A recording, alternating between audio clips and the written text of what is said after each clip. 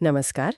आज हम कुछ ऐसी खबरों की गहराई में उतरेंगे जो पिछले कुछ हफ्तों से अखबारों में छाई हुई हैं। जी। तमिलनाडु के राज्यपाल के भाषण से लेकर अंटार्कटिका के पेंगुइन तक और ऑनलाइन डिजिटल अरेस्ट से लेकर मनरेगा के हिसाब किताब तक। और हम देखेंगे कि कैसी ये सुर्खियां सीधे सीधे यूपीएससी और राज्य सिविल सेवा परीक्षाओं के पाठ्यक्रम से जुड़ती हैं। हमारा मकसद सिर्फ सवाल जवाब करना नहीं है, बल्कि हर खबर के पीछे जो छिपा है, मतलब क्यों और कैसे, उसको समझना है। बिल्कुल। तो चलिए आज की हमारी पहली खबर से जुड़े सवाल से शुरू करते हैं, जो भारतीय राज व्यवस्था की एक बहुत ही संवेदनशील नस को छूता है, राज्यपाल की भूमिका। हाल ही में तमिलनाडु विधानसभा में राज्यपाल के अभिभाषण को लेकर काफी विवाद हुआ था। तो उसी से जुड़ा ये सवाल है कि राज्यपाल के अभिभाषण के संदर्भ में इन 3 कथनों पर विचार करें। पहला, संविधान का अनुच्छेद 176 राज्यपाल के लिए हर साल के पहले सत्र की शुरुआत में विधानसभा को संबोधित करना अनिवार्य बनाता है। ठीक है। दूसरा, संविधान राज्यपाल को मंत्री परिषद द्वारा तैयार किए गए भाषण के कुछ हिस्सों को बदलने या हटाने की विवेकाधीन शक्ति देता है, अगर उन्हें लगता है कि वो असंवैधानिक है। और तीसरा, अगर विधानसभा में अभिभाषण पर धन्यवाद प्रस्ताव पास नहीं हो पाता तो मुख्यमंत्री को तुरंत इस्तीफा देना पड़ता है। बहुत अच्छा सवाल है, क्योंकि इसमें एक तथ्यात्मक, एक अवधारणा आधारित और एक प्रक्रियात्मक, मतलब तीनों तरह के कथन हैं। तो इसमें से कौन सा या कौन से कथन सही है? क्या ये केवल पहला है, या पहला और दूसरा, या फिर दूसरा और तीसरा, या फिर तीनों ही सही हैं? इसमें सही जवाब है केवल पहला कथन, यानी कि विकल्प ए। अब समझते हैं कि क्यों। ठीक है। देखिए, पहला कथन तो बिल्कुल सीधा और तथ्यात्मक है। संविधान का अनुच्छेद 176 साफ कहता है कि राज्यपाल को 2 मौकों पर, एक तो आम चुनाव के बाद पहले सत्र में और दूसरा हर साल के पहले सत्र में, सदन को संबोधित करना ही होगा।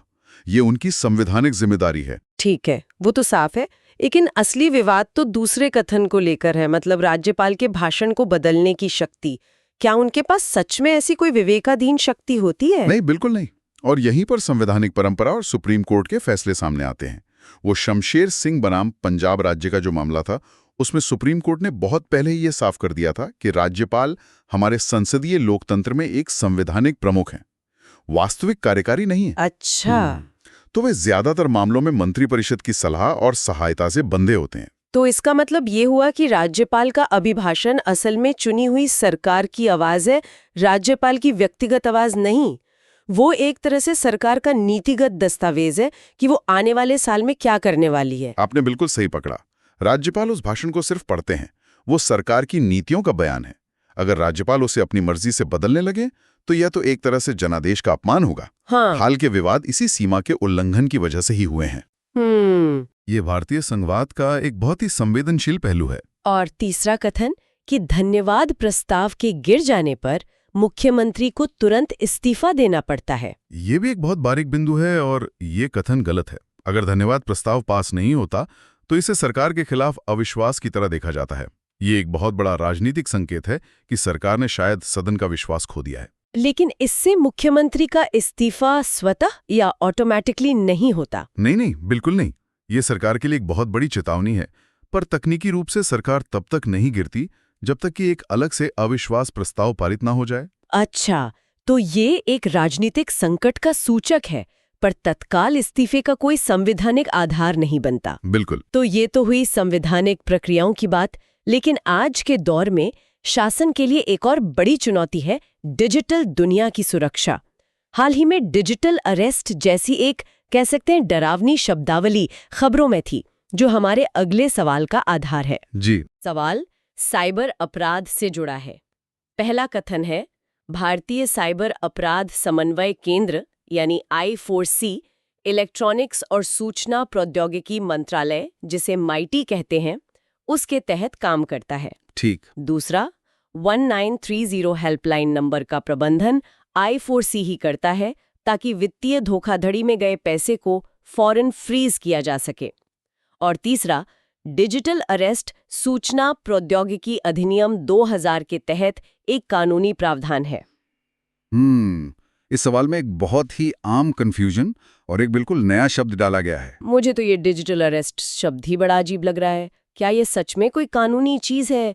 ऐसा लगता है जैसे किसी साइंस फिक्शन फिल्म से उठाया गया हो। और आपका ये शक बिल्कुल सही है। चलिए जवाब से ही शुरू करते हैं। इसका सही जवाब है बी, यानी केवल दूसरा कथन सही है। और आपका सवाल सही था, तीसरा कथन पूरी तरह से गलत है। अच्छा।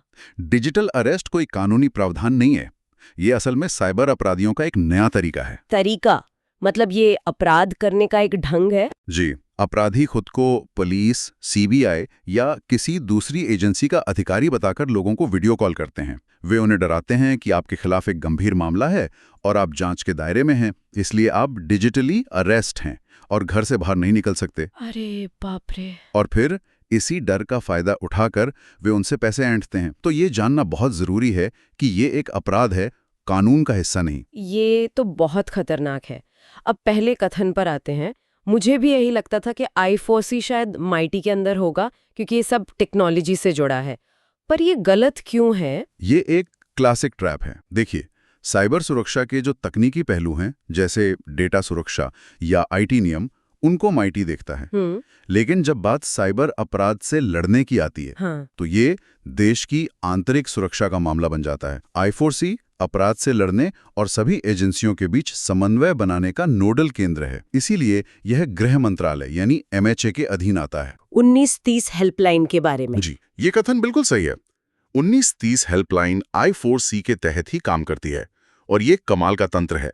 जैसे ही कोई व्यक्ति इस पर अपनी वित्तीय धोखाधड़ी की शिकायत दर्ज कराता है, ये सिस्टम तुरंत एक अलर्ट उस बैंक या वॉलेट को भेजता है जहां पैसा गया है और साथ ही पुलिस को भी सूचित हंसता है। वाह। इसका मकसद है कि पैसा अपराधी के हाथ लगने से पहले ही सिस्टम के अंदर ही उसे फ्रीज कर दिया जाए। ये जानना तो बहुत जरूरी है। तो हमने देखा कि कैसे अपराधी टेक्नोलॉजी का इस्तेमाल कर रहे हैं, लेकिन एक और बड़ी चुनौती है जो किसी इंसान ने नहीं बल्कि पूरी मानवता ने मिलकर खड़ी की है, और वो है जलवायु परिवर्तन। ये सिर्फ इंसानों को ही नहीं बल्कि जानवरों को भी नए तरीके अपनाने पर मजबूर कर रही है। हमारा अगला सवाल इसी से जुड़ा है। एक हालिया अध्ययन में पाया गया कि अंटार्कटिक एम्परर पेंगुइन समुद्री बर्फ में बदलाव के कारण जल्दी प्रजनन कर रहे हैं। तो सवाल है, एम्परर पेंगुइन के बारे में इन कथनों पर विचार करें। पहला, उन्हें अंटार्कटिक पारिस्थितिकी तंत्र में एक कीस्टोन प्रजाति माना जाता है। ठीक है। दूसरा, वे जमीन पर प्रजनन करते हैं, न कि समुद्री बर्फ पर। और तीसरा, फास्ट आइस यानी तट से जुड़ी समुद्री बर्फ उनके बच्चों के विकास के लिए बहुत जरूरी है। इस सवाल में जीव विज्ञान और जलवायु परिवर्तन का बहुत अच्छा मेल है। इससे पहले कि हम विकल्पों पर जाएं, ये कीस्टोन प्रजाति क्या होती है? क्या इसका मतलब है कि वो बस बहुत महत्वपूर्ण है? महत्वपूर्ण से भी ज्यादा। एक कीस्टोन प्रजाति वो होती है जिसका अपने इकोसिस्टम पर उसकी संख्या की तुलना में कहीं ज्यादा असर होता है। अगर आप उसे हटा दें तो पूरा इकोसिस्टम ढह सकता है। अच्छा। एम्परर पेंगुइन खाद्य जाल में एक अहम कड़ी है। वे क्रिल और मछलियां खाते हैं और बड़ी सील और ओरकास का भोजन बनते हैं। उनकी आबादी में कोई भी बड़ा बदलाव पूरे अंटार्कटिक फूड वेब को हिला सकता है। इसलिए पहला कथन बिल्कुल सही है। समझ गई। अब दूसरे कथन के बारे में क्या, कि वो जमीन पर प्रजनन करते हैं? ये कथन गलत है और यही बात एम्परर पेंगुइन को सभी पेंगुइन्स में सबसे खास बनाती है। वे दुनिया की एकमात्र पेंगुइन प्रजाति हैं जो अंटार्कटिक की कड़ाके की सर्दियों के दौरान जमीन पर नहीं बल्कि समुद्री बर्फ पर प्रजनन करती हैं। अरे वाह। वे खास तौर पर फास्ट आइस पर अपनी कॉलोनियां बनाती हैं जो तट से सटी होती है और ज्यादा स्थिर मानी जाती है। अच्छा, और इसी से तीसरा कथन जुड़ता है जो कहता है कि ये फास्ट आइस उनके बच्चों के लिए जरूरी है। बिल्कुल, और इसीलिए तीसरा कथन सही है। जब पेंगुइन के बच्चे पैदा होते हैं तो उनके पंख वाटरप्रूफ नहीं होते। उन्हें तब तक एक स्थिर बर्फीले प्लेटफॉर्म की जरूरत होती है जब तक उनके शरीर पर जलरोधक पंख ना आ जाएं। इस पूरे अवधि को फ्लेजिंग पीरियड कहते हैं। अगर जलवायु परिवर्तन की वजह से ये बर्फ समय से पहले टूट जाती है या पिघल जाती है तो सारे चूजे ठंडे पानी में डूब जाते हैं और उस साल की पूरी प्रजनन प्रक्रिया ही विफल हो जाती है। तो मतलब इन पेंगुइन्स को पूरा जीवन चक्र उनकी नर्सरी बर्फ के एक ऐसे टुकड़े पर टिकी है जो खुद जलवायु परिवर्तन के कारण उनके पैरों के नीचे से पिघल रहा है।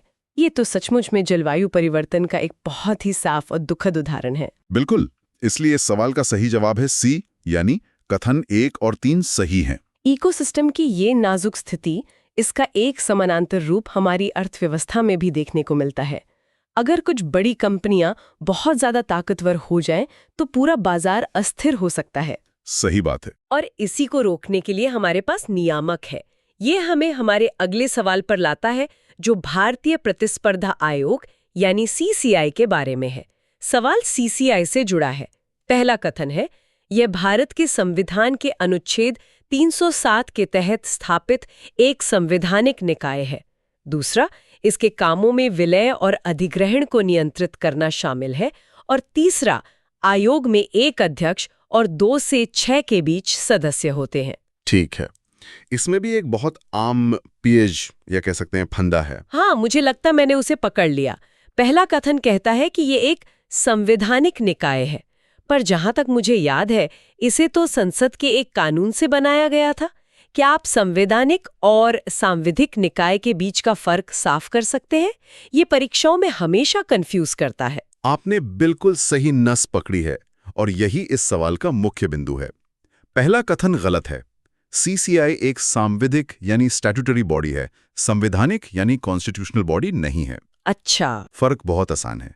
संवैधानिक निकाय वे हैं जिनका जिक्र और जिनकी शक्तियां सीधे संविधान से आती हैं, जैसे चुनाव आयोग अनुच्छेद 324 या UPSC अनुच्छेद 315। वहीं सांविधिक निकाय वे होते हैं जिन्हें संसद एक कानून यानी एक्ट पास करके बनाती है।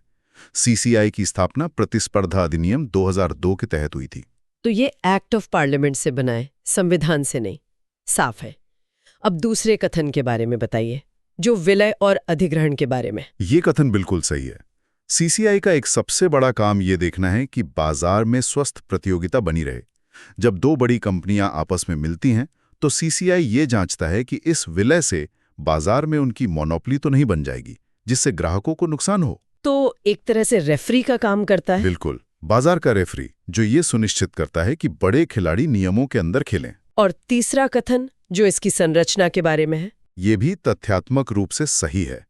प्रतिस्पर्धा अधिनियम 2002 ही ये तय करता है कि आयोग में एक अध्यक्ष और कम से कम 2 और ज्यादा से ज्यादा 6 सदस्य होंगे, जिनकी नियुक्ति केंद्र सरकार करती है। ठीक है। तो कथन 2 और 3 दोनों सही हैं, जिससे हमारा सही जवाब B हो जाता है। बहुत बढ़िया। अर्थव्यवस्था में सरकार की भूमिका की बात हो ही रही है, तो चलिए नियामक से आगे बढ़कर सीधे हस्तक्षेप पर आते हैं। हमारा आखिरी सवाल दुनिया की सबसे बड़ी रोजगार गारंटी योजनाओं में से एक मनरेगा पर है। सवाल मनरेगा के वित्त पोषण मतलब फंडिंग पैटर्न से जुड़ा है। पहला कथन, अकुशल शारीरिक श्रम की मजदूरी का 100% खर्च केंद्र सरकार उठाती है। दूसरा, अगर 15 दिन में काम नहीं मिला तो बेरोजगारी भत्ते का खर्च भी पूरी तरह केंद्र सरकार ही उठाती है। अच्छा। और तीसरा, सामग्री लागत केंद्र और राज्यों के बीच 75-25 के अनुपात में बांटी जाती है। फंडिंग पैटर्न हमेशा से ही केंद्र राज्य संबंधों का एक अहम हिस्सा रहा है और मनरेगा इसका एक बेहतरीन उदाहरण है। यहाँ पर दूसरा कथन मुझे थोड़ा उलझा रहा है। मेरा पहला अंदाजा तो यही होगा कि ये एक केंद्रीय योजना है, तो बेरोजगारी भत्ता भी केंद्र ही देता होगा। क्या ये सही है? और यहीं पर ज्यादातर लोग गलती करते हैं। आपका अंदाजा तार्किक है, लेकिन गलत है। चलिए पहले सही कथनों को देखते हैं। ठीक है। पहला कथन बिल्कुल सही है। मनरेगा के तहत जो अकुशल मजदूरी दी जाती है, उसका 100% भुगतान केंद्र सरकार करती है। ये योजना का मूल आधार है। तीसरा कथन भी सही है। काम में लगने वाली सामग्री जैसे सीमेंट, ईंटें और कुशल या अर्धकुशल कारीगरों की मजदूरी का खर्च केंद्र और राज्यों के बीच 75-25 के अनुपात में बढ़ता है। तो फिर दूसरा कथन गलत क्यों है? बेरोजगारी भत्ता राज्य सरकार क्यों देगी? ये मनरेगा के अकाउंटेबिलिटी मैकेनिज्म मतलब जवाबदेही तंत्र का एक मुख्य हिस्सा है। कानून के मुताबिक काम उपलब्ध कराने की जिम्मेदारी राज्य सरकार की है। अच्छा। तो अगर राज्य सरकार 15 दिनों के अंदर काम देने में नाकाम रहती है, तो एक तरह से सजा के तौर पर उसे अपनी जेब से बेरोजगारी भत्ता देना पड़ता है। अच्छा, तो ये राज्यों को जवाबदेह बनाने का एक तरीका है, ताकि वो योजना को गंभीरता से लागू करें।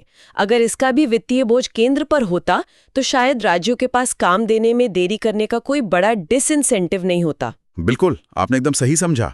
इसी वजह से दूसरा कथन गलत है और हमारा सही जवाब बी हो जाता है, यानी कथन 1 और 3 सही हैं। तो आज हमने देखा कि इन परीक्षाओं में सिर्फ ये जानना काफी नहीं है कि सही जवाब क्या है। असली समझ तो तब बनती है जब हम ये जानते हैं कि बाकी के विकल्प गलत क्यों हैं। हाँ, हर गलत विकल्प एक नई जानकारी या एक नई अवधारणा का दरवाजा खोलता है। सही कहा। और इन सवालों से एक बड़ा सवाल ये भी उठता है कि करंट अफेयर्स की तैयारी का मतलब सिर्फ तथ्यों को रटना नहीं है। इसका असली मतलब है इन घटनाओं के बीच के संबंधों को समझना। बिल्कुल। कि कैसे एक संवैधानिक प्रावधान, एक सरकारी योजना और एक पर्यावरणीय घटना एक दूसरे से जुड़े हुए हैं। तो अगली बार जब हमारे श्रोता कोई खबर पढ़ें तो वो यह सोचने की कोशिश कर सकते हैं कि इससे परीक्षा में किस तरह का विश्लेषणात्मक प्रश्न बन सकता है। क्या इसमें कोई संस्था शामिल है? क्या यह किसी कानून या संवैधानिक अनुच्छेद से संबंधित है? ये सोच ही उन्हें बाकियों से आगे ले जाएगी। इसी विचार के साथ आज की ये चर्चा यहीं समाप्त होती है।